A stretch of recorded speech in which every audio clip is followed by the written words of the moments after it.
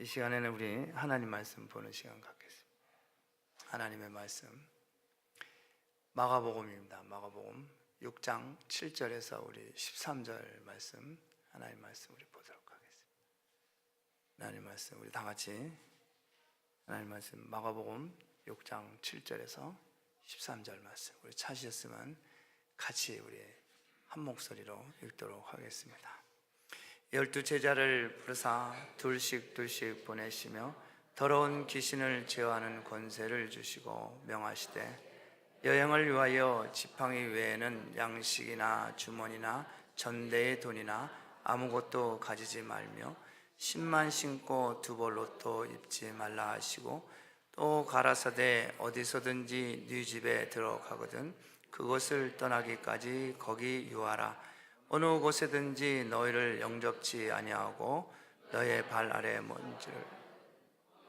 아래에서 떨어버려 저에게 증거를 삼으라 하시니 제자들이 나가서 회개하라 전파하고 많은 귀신을 쫓아내며 많은 병인에게 기름을 발라 고치더라. 아멘.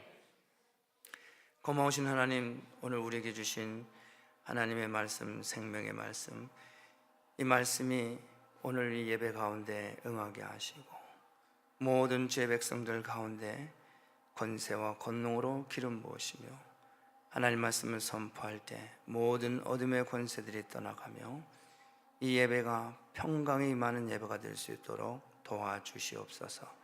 예수님의 이름으로 기도합니다. 아멘. 네, 오늘 말씀의 제목은 제자입니까? 우리 신앙생활 하면서 참 많이 듣던 말씀이죠. 그래. 그래서 오늘 말씀 제목 Are you a disciple? 당신은 정말 주님의 제자입니까? 여러분 제자입니까? 아멘? 주님의 제자죠? 그래. 자, 오늘 주님의 제자입니다. 주님의 제자입니다. 우리에게 제자로 부르셔서 우리에게 사명을 주십니다. 지난 주일날 제가 얘기한 그동안에 문준이라고 하는 형제가 있었어요. 근데 제가 금요일날 엊그저께 장례를 치렀습니다. 작년 1월 달에 만나서 리틀페리에 혼자 사는 45살 먹은 청년입니다. 어려서 미국에 입양을 왔어요. 형제가 입양을 와서 살다가 병이 들어서 저와 사모를 만나게 됐어요. 그래서 자리에 누우면 일어나지 못하죠. 그래서 여기 파라무스에 있는 병원으로 입원시키고 다시 해켓생 병원에 입원을 시키고 그리고 여기 뉴 밀포드라고 하는 케어원에 그 양로원에 거기에 들어가 있다가 지난주 화요일날 저녁에 떠났어요. 내 마음이 무척 참 힘들었어요. 지난 월요일날 사모하고 갔을 때 산소 호흡기를 끼고 있어서 기도해주면서 얘가 준이가 오래 못 살 것 같구나 하는 느낌을 받았어요. 그래서 뭐 예수 영접을 쭉 시켰죠. 그러면서 사모가 직접 문준 가서 다 복음 전하고 그리고 기도하고 그랬습니다. 그리고 야 문준 사모님이 이번에 기도원에 가면은 목요일 날 오는데 잘 참어 내가 그랬거든요. 그래서 그럴 때 그 문준이가 목사님 사모님 내가 일찍 만났으면 참 좋았을 뻔했어요. 고마워요. 목사님 사모님 감사합니다. 고맙습니다. 그래서 그래도 어떻게 하겠어요. 그래서 그 다음날 이제 화요일 날은 저 혼자 갔어요. 저 혼자 갔는데 상태가 더 안 좋았어요. 그래서 제가 머리끝부터 발끝까지 마사지를 해줬어요. 다 발바닥까지 다. 야, 문준 시원하냐? 목사님 감사합니다. 고맙습니다. 너무 힘들더라고요. 그래서 그래도 다시 한번 어제 했던 거를 또 예수 믿어야 된다. 네가 나와서 우리 교회 5분 거리도 안 돼. 꼭 내가 너를 여기 한번 같이 예배드리길 원했는데 그래도 포기하지 말고 하나님 의지해라. 그리고 혹시 우리는 다 죽으니까 천국을 가야 되는데 너는 꼭 천국 가야 돼. 이렇게 문준 너처럼 어렵고 힘들게 이렇게 고통스럽게 산 부모 사랑 못 받아보고 이렇게 지낸 거 천국 가서 하나님 사랑 받아야지. 거기는 눈물도 한숨도 고통도 없고 그런 곳이니까 너는 꼭 거기 가야 돼. 목사님도 꼭 갈 거니까 알았지? 정신 바짝 차려야 돼. 목사님 감사합니다. 고맙습니다. 그리고 1시간을 꼬박 제가 마사지를 하고 나 간다 그러고 왔는데 수요일 날 아침에 전화가 왔어요. 이제 그날 저녁에 떠난 거예요. 그래서 제가 전화를 받고서 거기 지금 누가 있느냐 하니 형이 브라더가 있다고 그래서 내가 가겠다. 이 브라더는 문준이가 아팠을 적에 할 수 없이 연락이 닿는데 25년 만에 만난 형이에요. 미국 살면서도 서로 왕래가 없었던 거예요. 25년 만에. 그래서 제가 가서 봤는데 보니까는 없어요. 문준도 없고 그 형도 없고. 그래서 널스한테 어디 갔냐 그랬더니 제가 이제 가디안으로 있기 때문에 저하고 사모가 가디안으로 있어서 널스가 가르쳐줘서 이 블러바드 피너럴 홈에 여기 바로 밀포드 입구에 거기 있다는 것을 쫓아갔어요. 갔는데 문준만 놔두고 이 브라더는 없는 거예요. 그래서 어떻게 된 거냐 물어봤더니 커즌이 여기다 이렇게 놓고 갔는데 아무것도 할 수가 없다. 서비스도 안 되고 비용도 안 되고 아무것도 안 하고 내일 목요일 날 닥터가 다큐멘을 주면 그가지고 금요일 날 이제 일을 다 마감한다 그러더라고요. 깝깝하더라고요. 그래서 가만히 있었어요. 그랬더니 그 장의사가 날 불러 패스터 뭘 내가 너한테 해주면 좋겠냐 그러더라고요. 내가 이 아이를 위해서 기도해 줬으면 좋겠는데 나한테 페이버를 줄 수 있냐 그랬더니 가만히 있더니 전화번호 달라고 해서 전화번호 줬어요. 그래서 금요일 날 아침에 오면은 한 30분 여유가 있을 것 같다고 그랬어요. 그래서 제가 고맙다고 돌아오면서 내가 우리 오목사님하고 또 우리 아침 새벽기도 끝나고 우리 사집사가 있어서 데리고 사모하고 가서 금요일 날 아침에 가니까 관이 아니고 종이상자로 이렇게 쌌더라고요. 많은 장례 예배를 드리면서 참 저뿐만 아니라 우리 4명 있는데 좀 침통하더라고요. 그래서 제가 장례 예배를 거기서 집도를 했습니다. 그리고 기도하고 보냈어요. 내가 그 친구를 1년을 꼬박 교제하고 신방하고 하면서 교회에서 교회 이름으로 우리가 그 문준이를 돕고 섬기고 꾸준히 그렇게 해왔어요. 많지는 않지만은 그렇게 마음으로 정성으로. 그래서 그에게 내가 해줄 수 있는 것은 하나님 말씀을 선포하고 또 예수 믿고 구원받아 천국 간다는 것을 가르치고 그거예요. 그렇지 내가 그것을 가르치고 난 돌아오면서 마음이 큰 위로가 되더라고요. 이렇게 어렵고 힘들게 살다가 천국에 간 일은 확신이 있으니까 마치 이스라엘 백성들이 애굽에서 종살이를 노예살이를 하다가 모세를 불러서 광야로 인도하셔서 광야에서 40년 동안을 있다가 모세가 마지막으로 유언을 할 때 이 백성들이 마지막 신명기에서 3번을 유언의 설교를 하잖아요. 그래서 여호수아를 세워서 가나안 땅에 들어갑니다.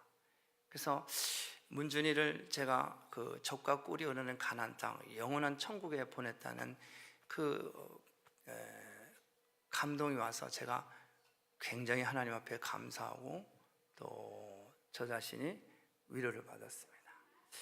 짧은 인생의 그 기간 동안에서 예수님 말씀하시는 그 애국과 광야와 가나안 땅을 짧은 1년 동안을 다 이 친구는 그 과정을 거쳤어요. 그래서 제가 굉장히 위로를 받았습니다.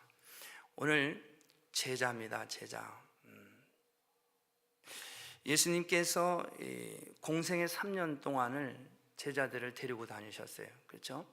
제자들을 데리고 다니면서 하신 것이 뭐냐면 하나님 말씀을 선포하고 그리고 가르치고 오늘 여기 말씀된 대로 다 모든 병을 고치고 귀신을 쫓은 이 세 가지 티칭과 또 힐링 또 프리칭 이 세 가지를 하셨어요. 그러시면서 오늘은 이제 예수님이 제자들을 데리고 다니던 제자들을 보냅니다.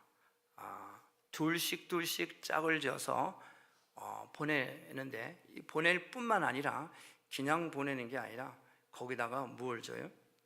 임마누엘 함께 하신다. 권능을 주셨다 이렇게 말합니다. 권능을 주셨어요. 권능은 보여지지 않는 거예요.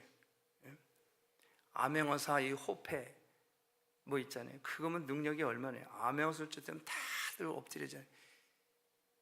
그것보다도 더 큰 하나님 나라의 천국 만왕의 왕 되신 그 하나님이 주시는 위로부터 주시는 권능을 제자들에게 줘서 보냅니다. 여러분, 일반적으로 위대한 사람 하면은 우리가 훌륭한 사람을 얘기하죠. 정치적으로나 경제적으로나 덕망 있는 사람, 또 지역의 나라의 정신적인 지주가 되는 사람, 정치가라든지 발명가라든지 이런 사람을 우리가 위대한 사람, 훌륭한 사람이라고 말을 합니다. 이런 사람들은 많은 사람들에게 감화를 주고 감정적으로 영향을 끼치는 것은 사실입니다. 그러나 그 사람들은 자신의 어떤 영적인 권위와 능력을 타인에게 줄 수는 없습니다. 이것을 주실 수 있는 분은 하나님, 예수님, 성령님 뿐입니다. 이 권능이 어떤 권능이냐? 마태복음 5장, 6장, 7장을 읽으면 산상순이라고 말씀하시는데 이 7장 마지막 절 28절에 이렇게 말합니다. 무리가 가르침에 놀래. 예수님이 가르치는데 거기 수천 명이 다 놀란 거예요. 그냥 놀란 정도가 아니라 정말 그냥 엄청나게 샤킹인 거예요. 거기가. 이 놀램이 어떤 놀램이냐면 권세 있는 자와 같고 서기관과 같지 않더라 이렇게 말해요. 권세가 있어서 서기관과 같지 않더라.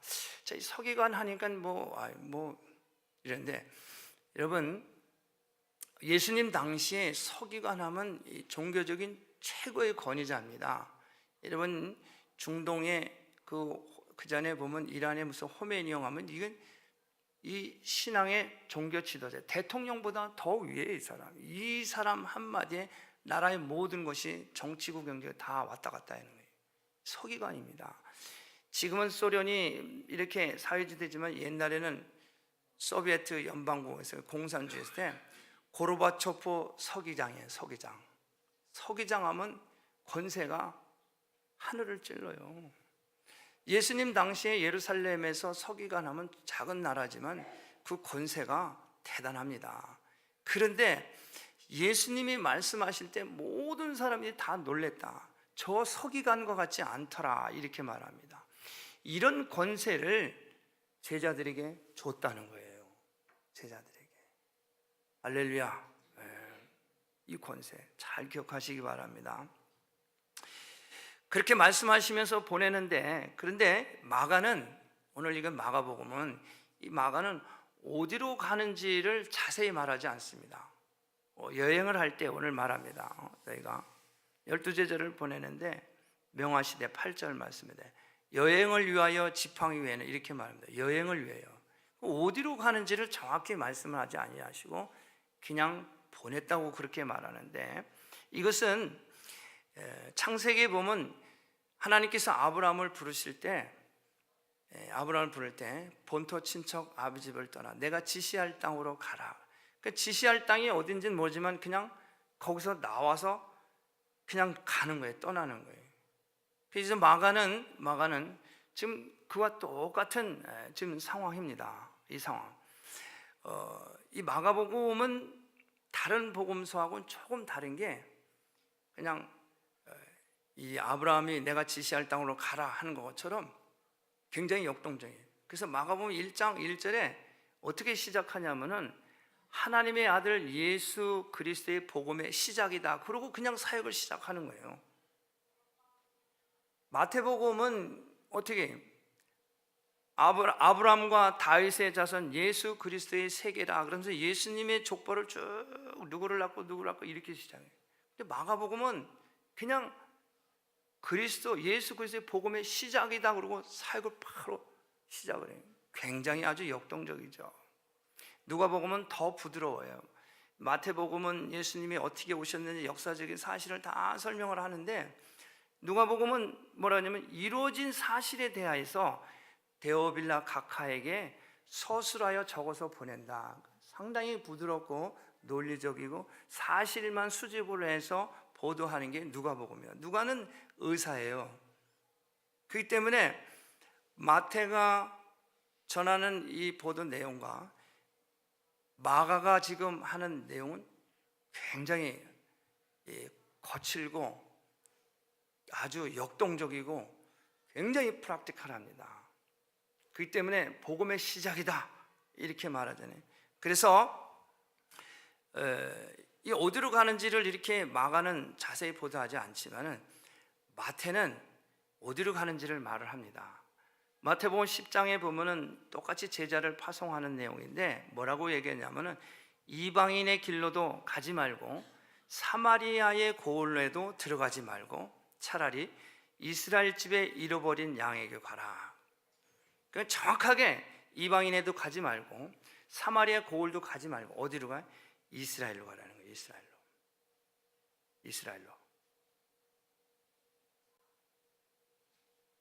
예수님이 공생의 기간 동안에도 예수님 자신이 이제 이와 같처럼 말씀하신 경우도 있는데 마태복음 15장에 보면은 예수님 자신이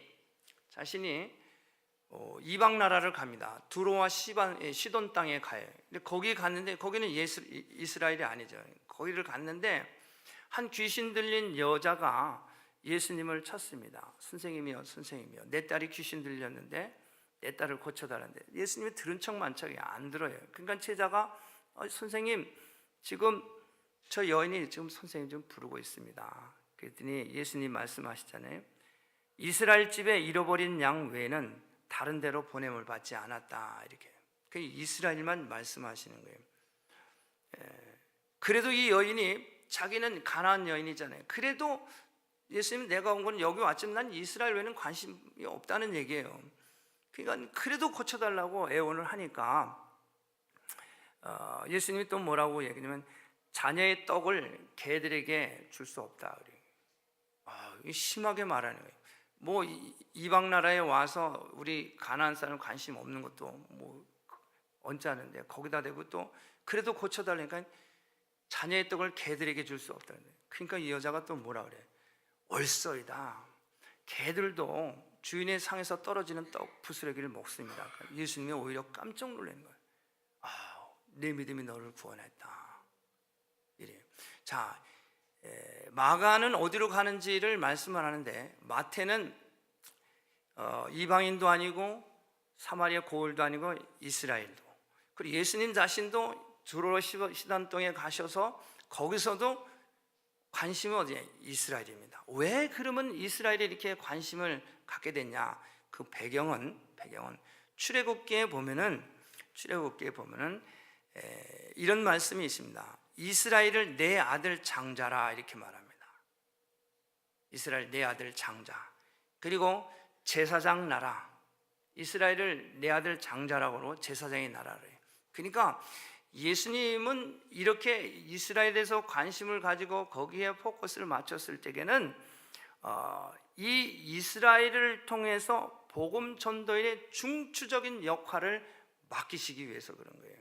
이것을 제자들에게 가르치고 이것을 훈련을 시키기 위해서 그 이스라엘을 언급을 하신 거예요. 이것은 무슨 의미가 있냐면은 이 복음이라고 하는 것이 전파되는 그 순서가 이스라엘이 내 아들이고 내 장자고 제사장의 나라이기 때문에 거기서부터 복음이 선포되고 거기서부터 증거가 되기를 예수님은 원하셨던 것이죠. 적어도 십자가에 못 박혀 죽기 이전 공생의 기간 동안 그렇게 자기 민족에 대한 그런 애절함이 간절함이 있었어요. 죽기 전에는, 예수님이 십자가에 죽기 전에는. 그렇기 때문에 이 복음이라는 것이 그래서 전파되는 되어져가는 이 순서, 가정과 이웃과 그리고 선교, 이것을 제자들에게 가르쳐주기 위했던 것이죠. 여러분, 빛이라고 하는 것이 이스라엘 땅에 빛으로 오시잖아요. 그 빛이 어떻게 가까운 데서부터 이렇게 퍼져나가는 게 빛이에요. 그러니까 이스라엘을 통해서, 유대를 통해서 이렇게 전 세계에 복음이 퍼지는 것을 예수님은 적어도 공생의 기간 동안에는 그것을 원했던 거예요. 그렇게 되기를 원했고 제자들이 그것을 반드시 가르쳐주고 출발점을 말씀해주고 싶었던 거예요. 그래서 사도 바울이, 여러분 우리가 너무 잘 아는 대로 이 유대인이잖아요. 유대인이지만은 이방인의 사도로 예수님께서 그를 부르셨습니다. 그래서 로마서 1장 16절에 보면은 내가 복음을 부끄러워하지 아니하노니 이 복음은 모든 믿는 자에게 구원을 주시는 하나님의 능력이 됨이라. 첫째는 유대인에게요, 둘째는 헬라인이다. 바울도 이방인의 사도의 부름을 받았지만은 그 마음의 중심은 자기 동족에 있는 거예요. 자기 동족에. 그래서 로마서 9장 3절에 보면 그 이방인을 위한 전도자이지만은 자기 동족을 구원을 위해서는 그리스도로부터 끊어지는 저주를 받아도 마땅히 내가 받겠다는 그런 간절함이 있는 거예요. 내 민족이 구원받기를 그렇게 간절히 원했던 거예요. 예수님도 자기 민족이 지금 내가 빛으로 온 이 사실에 대해서 믿고 구원받기를 간절히 원했던 거예요. 그런데 이것이 바뀝니다. 예수님이 십자가에서 못 박혀 죽으시고 난 후에 부활하셔서 제자들에게 오십니다. 마태복음 28장 18절, 19절, 20절 말씀하죠. 그 중에 19절 말합니다. 제자들에게 이 유언을 하시잖아요. 부활하셔서 오셔서 제자들에게 마지막으로 말씀하신 것이 너희는 가서 모든 족속입니다. 이제 이방인과 사마리아 고을도 아니고 이스라엘뿐만 아니라 모든 족속에 온 인류에서 죽으시고 부활하시면서 우리에게 맡겨진 사명의 사명. 그래서 우리가 이 제자로서 이 사명을 감당하는데 절대 혼자가 아니라는 거죠. 우리에게 권세를 주셨어요. 권능을 주셨어요. 내가 권세받은 하나님의 자녀고 내가 권세받은 하나님의 제자라고 하는 것을, 여러분 이것을 잊으시면 안 돼요. 하나님이 우리를 부르시고 자녀 삼아주시고 이 권세를 주셨어요. 이거 사용해야 합니다. 두 번째로는 8절과 9절 말씀, 여행을 위하여 지팡이 외에는 아무것도 가지지 마요. 지팡이하고 신만 신고 가라. 이건 제자로서의 자세를 얘기하는 거예요. 어떤 자세로 제자의 사명을 감당하느냐, 자세입니다. 자세. 그렇다고 하면 지팡이가 왜 여기서 지팡이 외에는, 지팡이와 신 외에는 갖지 말라. 지팡이가 그럼 왜 필요하냐? 제자로서 자세면 좀 아무것도 없이 그냥 가지. 근데 당시에 예수님 있을 그 당시에 중동은 사막 또 광야입니다. 그래서 사막에서 심한 이 모래바람이 불면은 몸을 지탱하기 위해서는 이 지팡이가 있어야 되는 거예요. 또 이 광야를 걸을 때 이 맹수로부터 공격을 받는데 이것을 자기를 방어하고 공격하려면 지팡이가 있어야 되는 거예요. 또 앞이 보이지 않는 사람은 당연히 지팡이가 있어야죠. 또 유대인의 선생이라고 하는 사람은 상징적으로 지팡이를 다 이렇게 가지고 다녔습니다. 그러나 여러분, 진리를 전하는 제자, 하나님의 말씀 선포하고 가르치고 예수 믿고 구원받은 하나님의 백성들은 제자, 사도라고 하는, 전도자고 하는, 교사라고 하는 이 사람들은 뭐예요? 어떤 자세로 우리가 임해야 되느냐? 무엇을 먹을까 마실까 입을까를 근심하고 염려하는 것이 아닙니다. 왜? 이미 우리는 부르셨을 때 권세를 주셨기 때문에 서기관도 놀라는 그런 권세를 주셨기 때문에 우리는 무엇을 먹을까 마실까 입을까를 걱정하고 염려하는 그런 존재가 아니라는 거예요.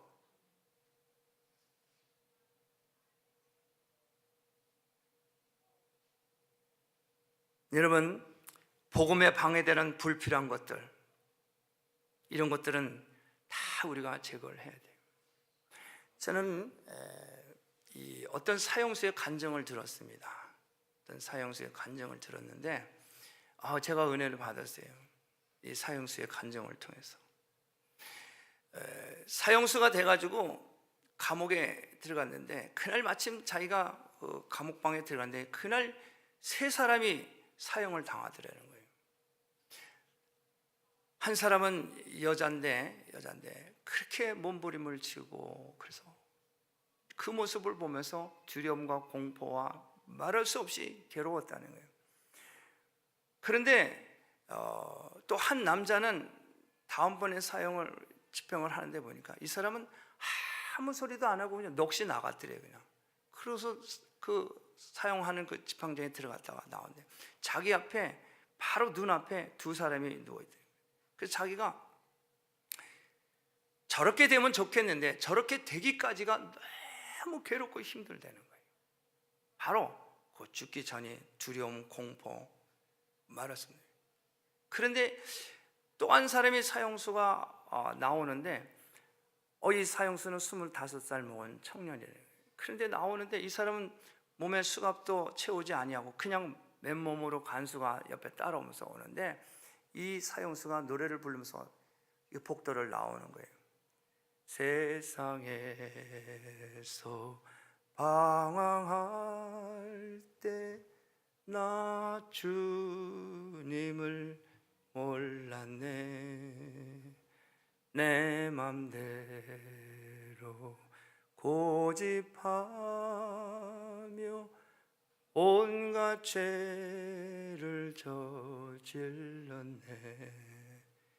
이 찬양을 부르면서 복도를 지났는데 그 감옥방에 있는 많은 사람들이 막 여기저기서 훌쩍거리고 우는데 이 사형수가 자기 앞에 딱 오더라는 거예요. 근데 그 사형수 얼굴빛이 그렇게 빛이 나면서 25 먹은 청년이에요. 손을 탁 들고 자기 감옥방에서 자기 얼굴을 맞추면서 그래요. 형제여, 우리 천국에서 만납시다.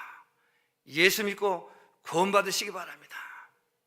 그러면서 돌아서면서 세상에서 그렇게 얼굴에서 빛이 나면서 그렇게 담대하게 사형을 받는데, 무엇이 저 사람을 저렇게 담담하게, 저렇게 얼굴빛이 빛이 나면서 담대하게 저랬을까? 이 사형수가 그날 이후로 성경을 읽기 시작했다는 거예요. 1년 동안 언제 자기도 사형이 집행될지 모르는 그런 상황 가운데 1년 동안 감옥에서 성경을 읽는데 22번을 통독했대. 22번을 통독하고 나니까 자기 마음 가운데 내가 봉사를 해야 되겠구나.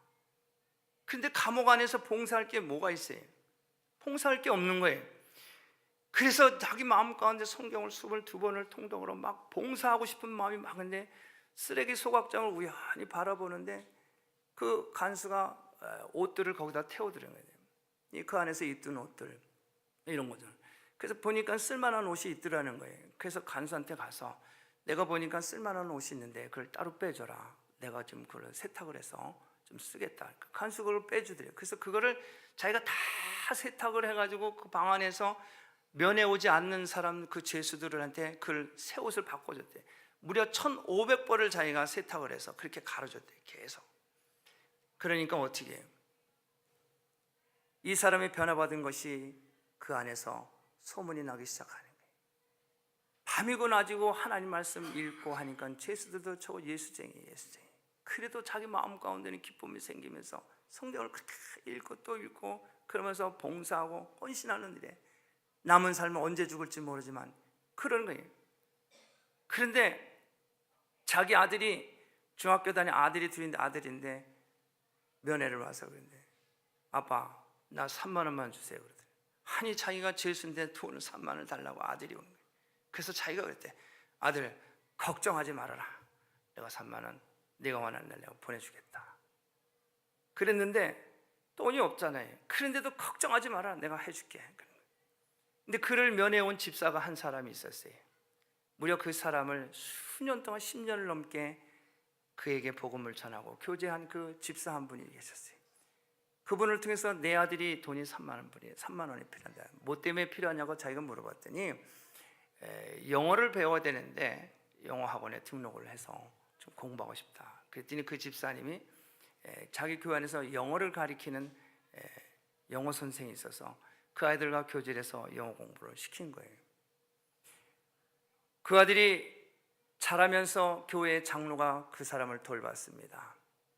그러면서 18년을 이 사람이 감옥 생활을 한 거예요. 그래서 사형수로 무기수로 변하는 거예요. 무기수로 변했는데 그 아들이 크면서 대학교 2학년 때 이 아들이 행정고시를 패스하고 기술고시를 패스한 거예요. 사형수의 아들이. 이것이 감옥 안에서 소문이 난 거예요. 이 아들이 경남대학교에 다니는데 대학 2년 동안에 고시를 패스한 거예요. 이게 감옥 안에서 소문이 난 거예요. 근데 이 아들이 자기 아버지한테 찾아가서 300만 원을 해달라는 거예요. 300만 원. 감옥 안에 있는 아버지한테 300만 원을 300만 원. 그래서 야 걱정하지 마라. 아빠 해준다. 너 통장 농협 구자 번호 쳐라. 내가 그 구자에다가 보내주니까 걱정하지 말아라. 그래 큰 소리 친 거예요. 그래 놓고 아들은 갔는데 300만 원을 해줘야 돼. 하나도 걱정이 안 되네. 그런데 자기가 감옥에 있는 그 감옥에 새로운 소장이 부임을 한 거예요. 근데 이 사람 새로 온 사람은 임기를 8개월 남겨놓고 일부러 그 사형수가 있는 그 감옥으로 온 거예요. 나라에다 청원해서 내가 마지막 한 8개월 남은 정년퇴직하는데 여기 가서 근무하고 싶다 해서 그렇게 해줬대요. 그래서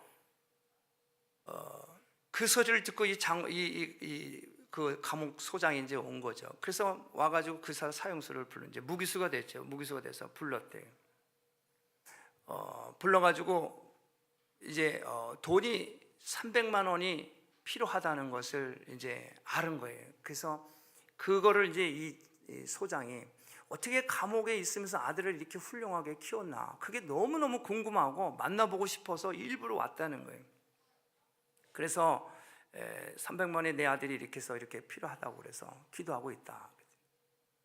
그러면 그것을 기다려 내가 해주겠다. 그러면서 이 장로가 자기 주변에 밖에서 사업하는 사람이 다 그 자리에서 전화를 해가지고 돈이 좀 필요한데 준비되는데 최선을 다해서 이 통장에 넣어달라. 우리 전화한 거예요. 얼마 안 있다가 약속한 대로 그 아들이 얘기한 대로 400만 원이 거기에 들어간 거예요. 400만 원이. 이분이 사형수지만은 결국은 감옥에 18년을 살면서 가석방에 대해서 나왔어요. 나와가지고 이 사람이 하는 그 나머지 모든 그런 삶은 뭐냐?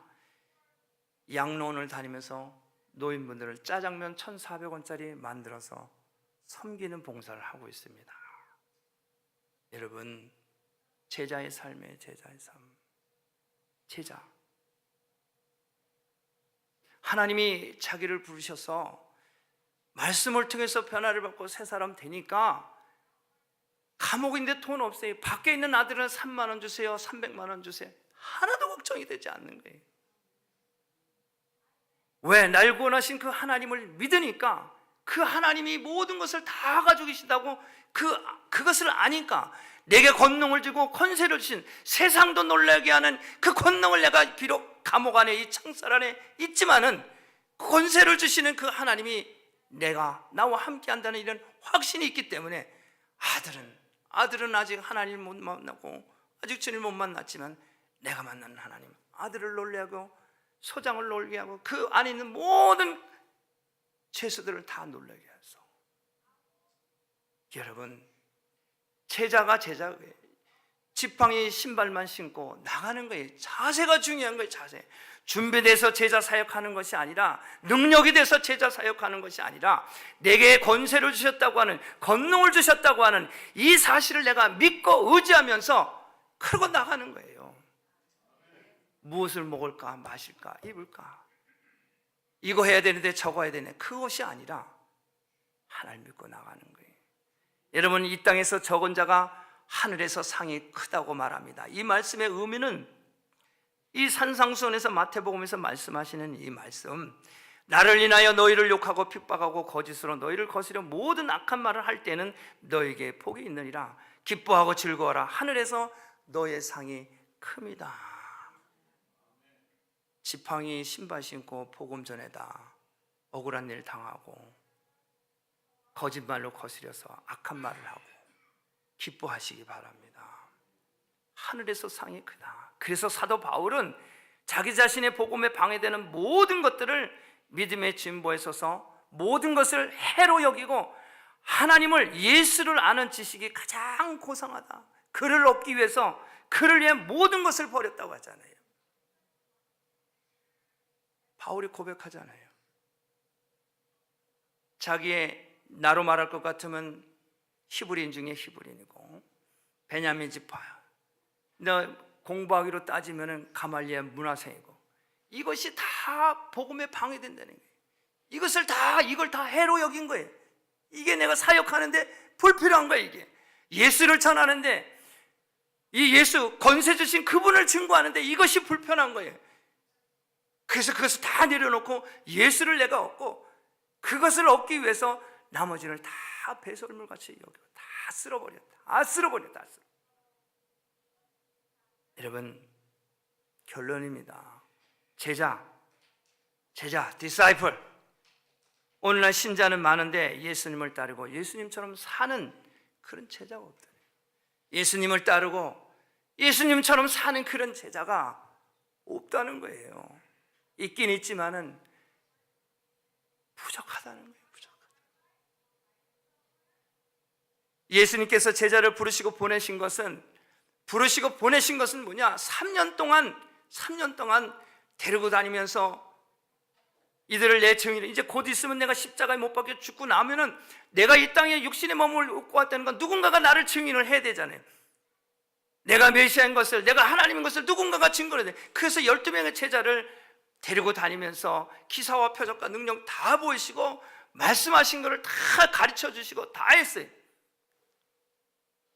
증인을 세우기 위해서 부르신 거예요.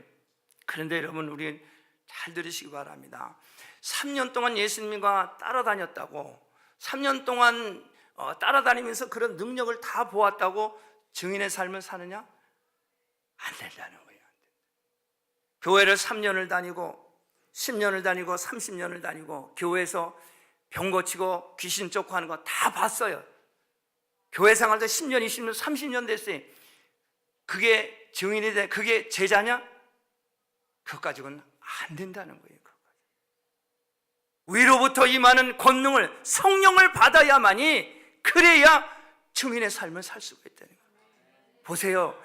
그 바로 옆에 있던 베드로가 3년을 따라다니면서 다 배웠어요. 다 들었어요. 하시는 거 다 보았어요. 저도 행했어요.